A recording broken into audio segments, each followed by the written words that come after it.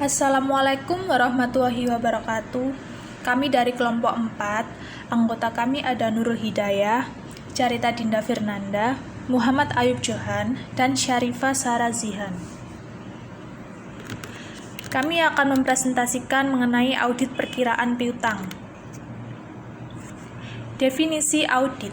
Yang pertama, menurut Konrad dalam Sukrisno Agus, mendefinisikan audit sebagai suatu proses sistematis untuk secara objektif mendapatkan dan mengevaluasi bukti mengenai asersi tentang kegiatan-kegiatan dan kejadian-kejadian ekonomi untuk meyakinkan tingkat keterkaitan antara asersi tersebut dan kriteria yang telah ditetapkan dan mengkomunikasikan hasilnya kepada pihak-pihak yang berkepentingan.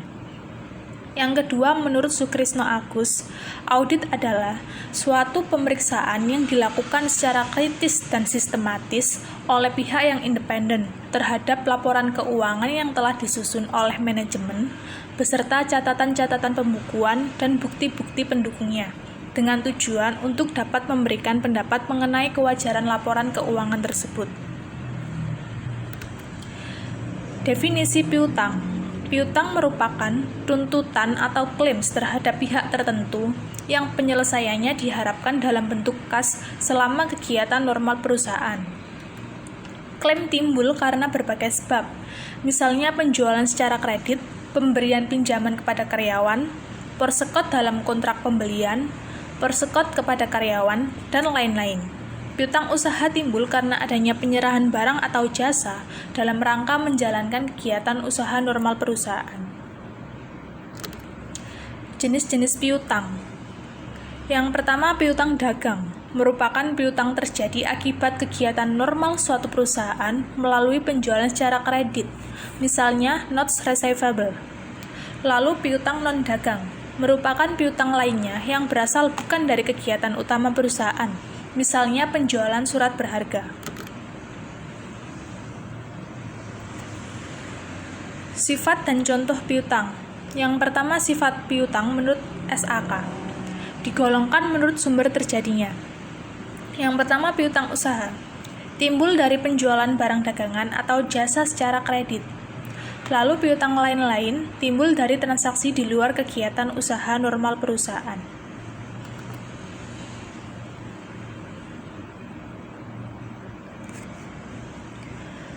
Contoh rekening digolongkan piutang. Yang pertama, piutang usaha, kedua, wesel tagih, ketiga, piutang pegawai, keempat, piutang bunga, kelima, uang muka, keenam, refundable deposit atau uang jaminan, yang ketujuh, piutang lain-lain, dan yang kedelapan, allowance for bad debts atau penyisian piutang tak tertagih. Prinsip akuntansi piutang usaha. Yang pertama, piutang usaha disajikan dalam neraca sebesar neto, yaitu piutang usaha dikurangi penyisihan kerugian piutang. Yang kedua, metode penyisihan kerugian piutang usaha harus dijelaskan secukupnya.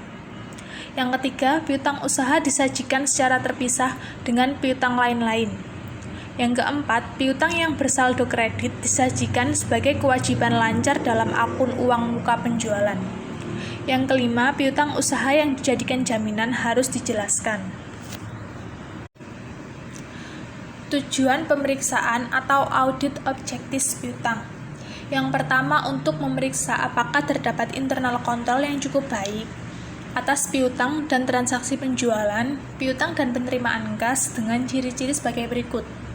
A. Adanya pemisahan tugas dan tanggung jawab yang melakukan penjualan, mengirimkan barang, melakukan penagihan, memberikan otorisasi atas penjualan kredit, membuat faktur penjualan, dan melakukan pencatatan. B. Formulir yang digunakan bernomor urut tercetak atau pre-number. C. Digunakan price list atau daftar harga jual. D. Diadakannya sub buku besar piutang atau kartu piutang.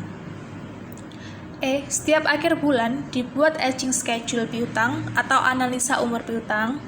Saldo piutang setiap pelanggan dibandingkan dengan saldo piutang menurut buku besar dan setiap pelanggan dikirim monthly statement of account.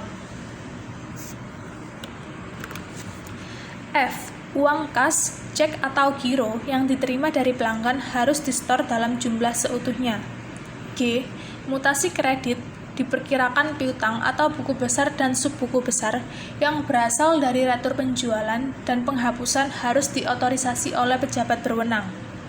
H. Setiap pinjaman yang diberikan kepada pegawai, direksi, pemegang saham, dan perusahaan afiliasi harus diotorisasi oleh pejabat perusahaan yang berwenang.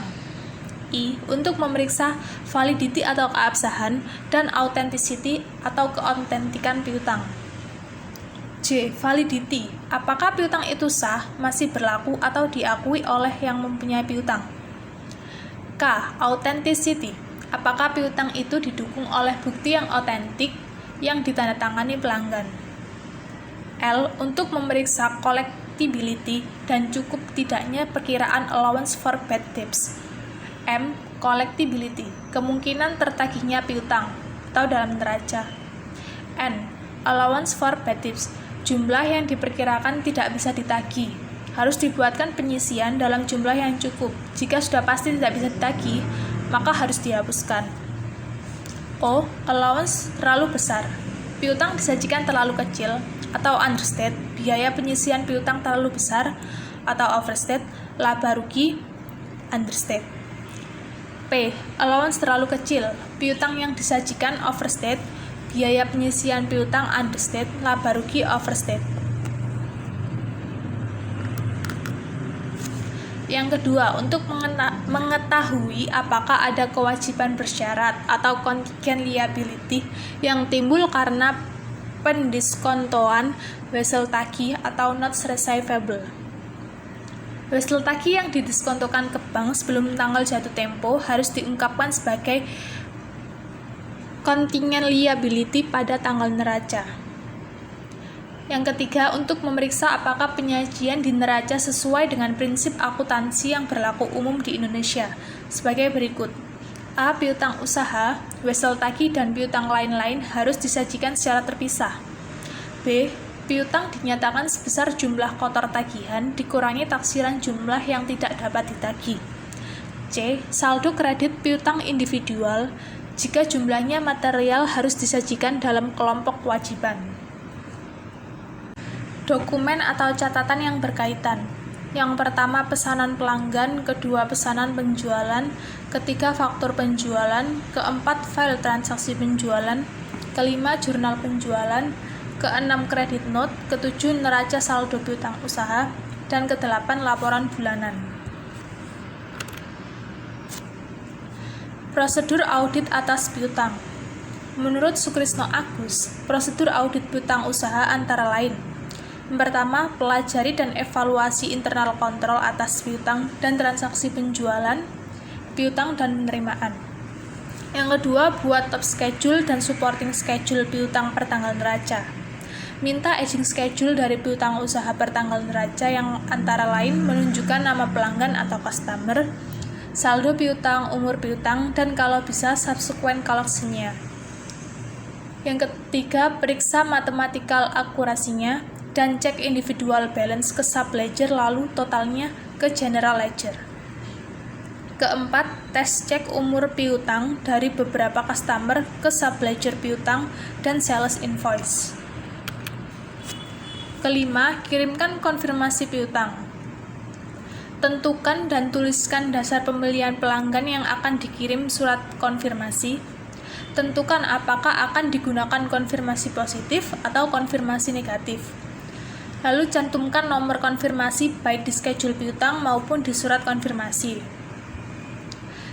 Lalu jawaban konfirmasi yang berbeda harus diberitahukan kepada klien untuk dicari perbedaannya. Lalu buat ikhtisar dari hasil konfirmasi. Yang keenam, periksa subsequent collection dengan memeriksa buku kas dan bukti penerimaan kas untuk periode sesudah tanggal neraca sampai mendekati tanggal penyelesaian pemeriksaan laporan. Perhatikan bahwa yang dicatat sebagai subsequent collection hanyalah yang berhubungan dengan penjualan dari periode yang sedang diperiksa. Yang ketujuh, periksa apakah ada hasil tagih yang didiskontokan untuk mengetahui kemungkinan adanya contingent liability.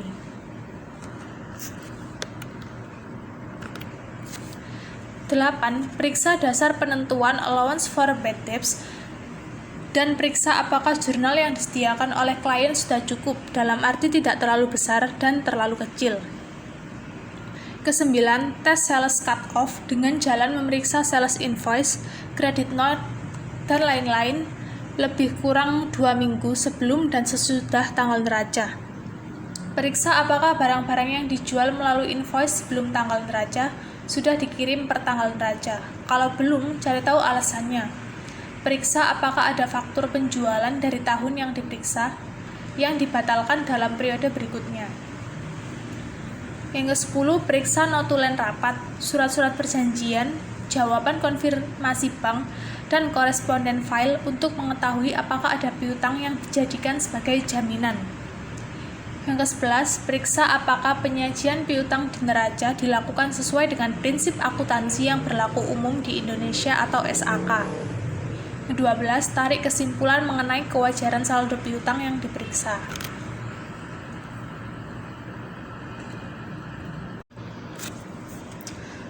Program penguji substantif terhadap piutang usaha. Yang pertama, prosedur audit awal. Dalam prosedur audit awal, auditor membuktikan keandalan catatan akuntansi piutang usaha yang diselenggarakan oleh klien dengan cara mengusut saldo piutang usaha yang dicantumkan di neraca ke dalam akun piutang usaha yang diselenggarakan di dalam buku besar, membuktikan ketelitian perhitungan saldo akun piutang usaha di dalam buku besar, dan membuktikan sumber pendebitan dan pengkreditan akun piutang usaha di dalam buku besar ke dalam jurnal penjualan keluar dan jurnal retur penjualan dan jurnal umum. Yang kedua, prosedur analitis. Dalam prosedur analitis, auditor menghitung berbagai rasio, tingkat perputaran piutang usaha, rasio piutang usaha dengan aktiva lancar, rate of return on net sales, rasio kerugian piutang usaha dengan pendapatan penjualan bersih, rasio kerugian piutang usaha dengan piutang usaha yang sesungguhnya tidak tertagih. Yang ketiga, pengujian terhadap rincian transaksi. Dalam pengujian atas rincian transaksi, auditor melaksanakan prosedur audit berikut ini. Yang pertama, memeriksa sampel transaksi piutang usaha yang tercatat ke dokumen yang mendukung timbulnya piutang usaha. Lalu melakukan pengujian bisa batas atau cut-off transaksi penjualan, retur penjualan, dan transaksi penerimaan kas. Yang keempat, pengujian rincian saldo. Dalam pengujian ini, auditor melakukan konfirmasi piutang usaha secara langsung antara pelanggan dan auditor. Lalu yang kelima, prosedur penyajian dan pengungkapan. Dalam prosedur ini, auditor membandingkan penyajian laporan dengan prinsip akuntansi berterima umum atau GAAP. Informasi mengenai hal ini diperoleh auditor dengan cara A. Memeriksa klasifikasi piutang usaha di neraca ke dalam kelompok aktiva lancar dan aktiva tidak lancar. B. Memeriksa jawaban konfirmasi bank.